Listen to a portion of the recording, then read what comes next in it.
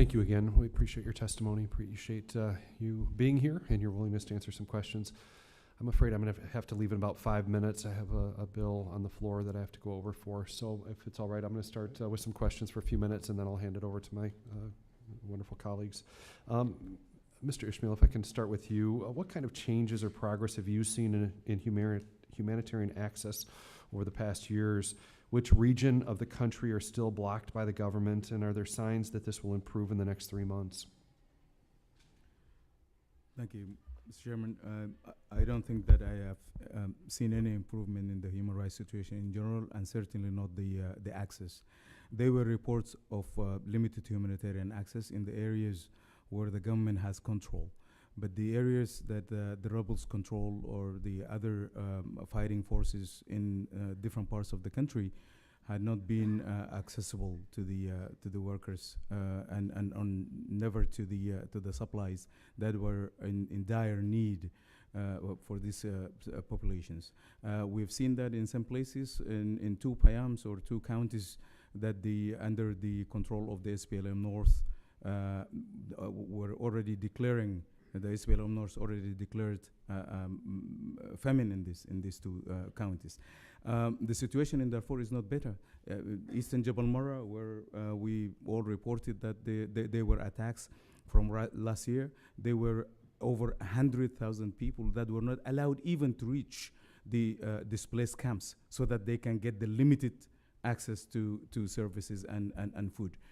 So for me, there is no improvement in the human rights situation in general, and certainly not access.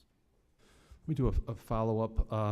If the sanctions changes and the executive order 13761 became permanent, what leverage or influence does the United States have with the government of Sudan to achieve various objectives?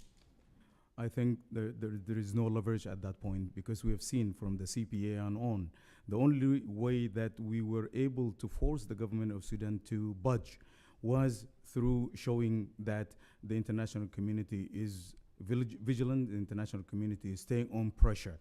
That is the mode of operation that the government of Sudan understands. When this lifting of or partial easing of sanctions happened, we have seen how Khartoum was gloating about this, that if you cannot twist the arm, then you shake them, that the US had tried us and found us very difficult to punish, then they extended the arm to work with us. This is not a regime that understands the gestures of goodwill. This is not a regime that understands that the international community has a way of working with different governments in the world. This is a regime that has its own echo chamber, that only hears its own voice, and a regime that if you extend the hand to them, the only one that is going to suffer are the people under them.